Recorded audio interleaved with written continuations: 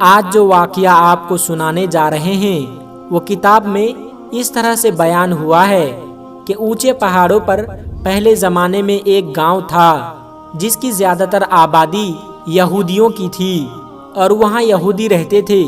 اس گاؤں کے پاس بہت بڑا گھنا جنگل بھی تھا جہاں خطرناک درندے رہا کرتے تھے۔ اس گاؤں میں ایک یہودی لڑکی اپنے باپ کے ساتھ رہتی تھی۔ وہ باپ اپنی بیٹی پر بہت زیادہ ظلم کرتا تھا کیونکہ اس گاؤں کا رواج تھا کہ وہاں بیٹیوں سے بہت زیادہ نفرت کی جاتی تھی۔ سب سے بڑی بات تو یہ تھی کہ اس لڑکی کی ماں نہیں تھی۔ وہ بیچاری گھر کے کام بھی کیا کرتی تھی اور کھیتیوں کی بھی دیکھ بھال کیا کرتی تھی۔ اس کے پاس بہت سی بکریاں بھی تھی جن کو چرانے کے لیے وہ پہاڑ پر لے جاتی۔ ایک بار بہت گرمی پڑ رہی تھی۔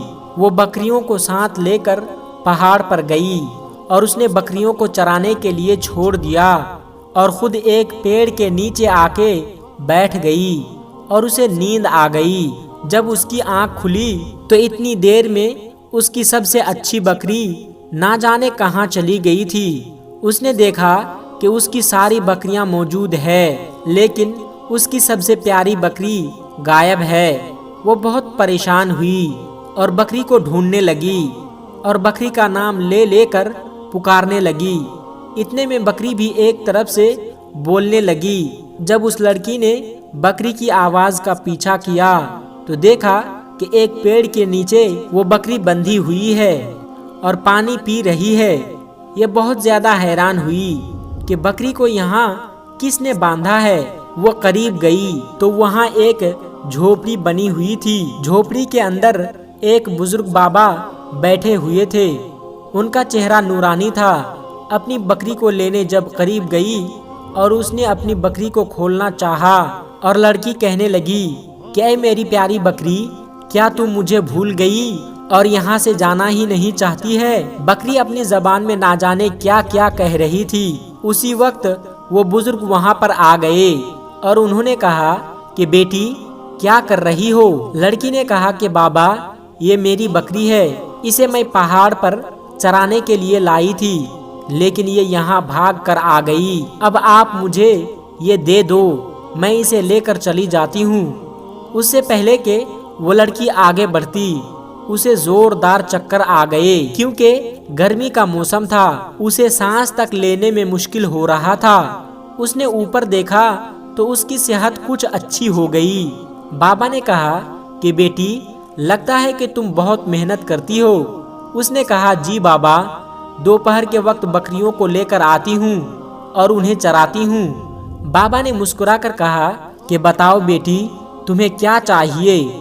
اس نے کہا کہ کاش یہاں بادل آ جائے، ٹھنڈی ٹھنڈی ہوائیں چلنے لگے اور موسم اچھا ہو جائے۔ وہ درویش اللہ والے کہنے لگے کہ اگر یہی بات ہے تو تمہاری فرمائش ابھی پوری کروا دیتے ہیں۔ اس کے بعد انہوں نے وضو کیا اور ہاتھوں کو اٹھایا اور اپنی زبان میں کچھ مانگنے لگے۔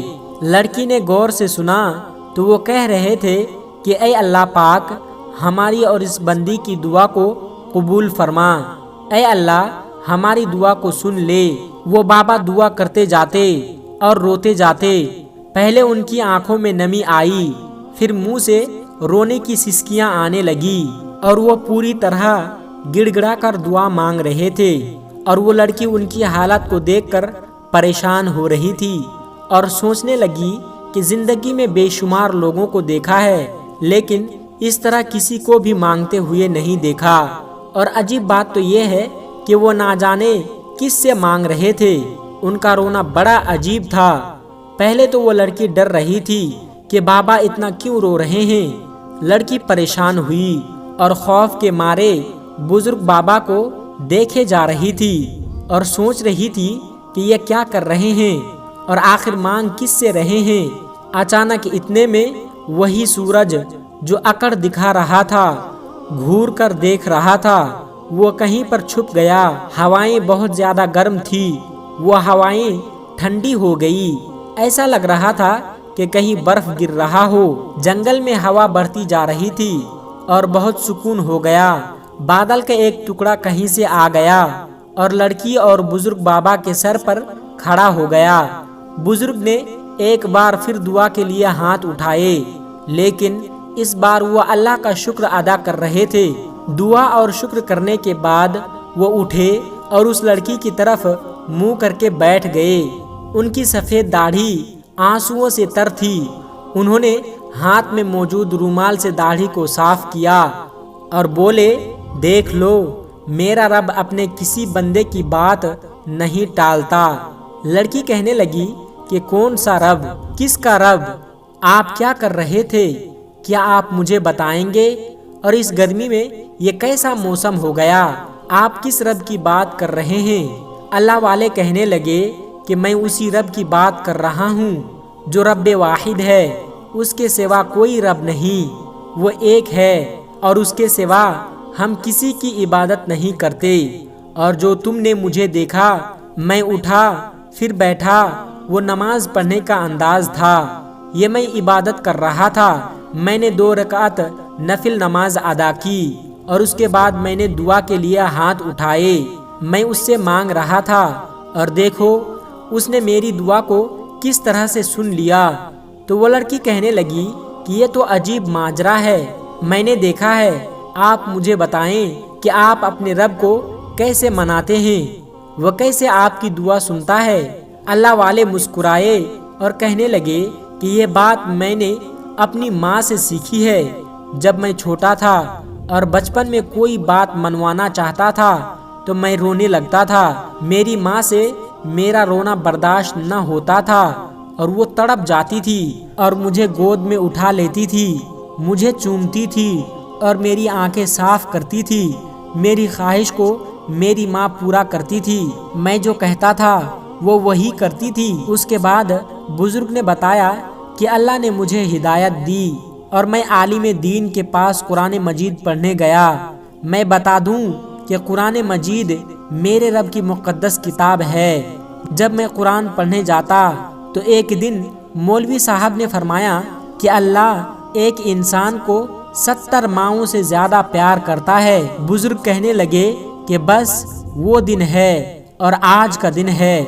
میں روتا ہوں، گڑ گڑاتا ہوں اور اللہ رب العزت سے مانگتا ہوں تو میرا رب، میرا اللہ جو 70 ماؤں سے زیادہ پیار کرتا ہے، وہ میری ہر جائز دعا کو سن لیتا ہے۔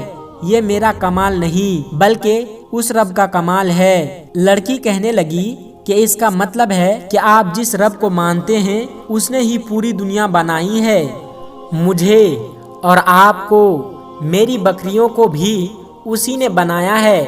نہ صرف بکریاں بلکہ یہ درخت کے پتے، یہ سورج، یہ چاند، بلکہ زمین کا ذرہ ذرہ سب اسی نے بنایا ہے، اور یہ زمین سے باہر کی دنیا، ہر جگہ کو اسی نے بنایا ہے۔ بزرگ نے کہا کہ بیٹی کہاں جاؤ گی؟ ہر جگہ اسی نے بنایا ہے۔ لڑکی کہنے لگی کہ بابا کیا آپ مجھے کلمہ پڑھا سکتے ہیں؟ وہی کلمہ جسے پڑھ کر لوگ مسلمان ہوتے ہیں۔ بابا نے کہا آؤ مل کر وضو کرو۔ بابا نے اس کو پورا طریقہ بتایا، پھر اس نے بابا کے پاس آ کر کلمہ پڑھا اور مسلمان ہو گئی۔ بابا نے اسے نماز پڑھنے کا طریقہ بھی بتایا۔ وہ بہت خوش تھی، جیسے کہ دنیا کی ہر دولت مل گئی ہو، لیکن یہاں پر تو وہ لڑکی بہت خوش تھی، مگر گھر پر اس کا باپ بڑا سا ڈنڈا لیے کھڑا تھا۔ لڑکی نے اپنی بکریوں کو لیا اور گھر آ گئی۔ باپ نے پوچھا کہ تم کہاں سے آ رہی ہو؟ لڑکی نے اپنے باپ سے کہا کہ ابو جنگل میں بکری چلی گئی تھی تو میں فوراً انہیں ڈھونڈ کر لے آئی ہوں۔ باپ لڑکی کے قریب آیا اور زور زور سے اسے مارنے لگا۔ اس موٹے ڈنڈے سے جب اس کو مار لگی تو وہ تڑپ جاتی۔ اس کا باپ اسے اور زور سے مارتا۔ وہ ظالم باپ اسے مارتا جا رہا تھا، یہاں تک کہ لڑکی بے ہوش ہو کر زمین پر گر گئی۔ وہ وہاں پر پڑی رہی۔ جب اسے ہوش آیا تو اس کے جسم میں اتنی بھی طاقت نہیں تھی کہ وہ خود اٹھ پاتی۔ پھر اچانک اس کے ذہن میں وہ بزرگ بابا آ گئے۔ وہ بزرگ بابا ایسا لگ رہا تھا کہ جیسے اس سے کہہ رہے ہیں کہ میری پیاری بیٹی اٹھو، وضو کرو اور نماز پڑھو۔ اس کے بعد لڑکی اٹھ گئی، وضو کی اور نماز پڑھنے کے بعد اس نے اس بزرگ کی طرح دعا مانگی کہ اے میرے اللہ، میرا باپ مجھ سے محبت نہیں کرتا، میرے باپ کے دل میں اسلام کی شمع روشن کر دے، اس کے دل میں بھی اتنی محبت ڈال دے۔ ادھر اس کا باپ جنگل کی طرف سے کہیں جا رہا تھا۔ جب وہ جنگل میں پہنچا تو اچانک وہاں پر ایک خونخوار چیتا آ گیا۔ وہ چیتا اس کی طرف بڑھ رہا تھا اور ایسا لگ رہا تھا کہ اسے کھا جائے گا۔ اس سے پہلے کہ وہ وہاں سے بھاگتا، اس چیتے نے اس پر حملہ کر دیا اور آدمی زخمی ہو گیا، لیکن چیتے کو اسے مارنے کا حکم نہیں تھا۔ اسی وقت وہ اللہ والے بزرگ وہاں پر آ گئے۔ انہوں نے چیتے سے کہا کہ بس ہو گیا، مل گئی اسے سزا، اب تم چلے جاؤ۔ وہ چیتا وہاں سے چلا گیا اور وہ آدمی نشے کے چور میں اس بزرگ بابا کو دیکھ رہا تھا۔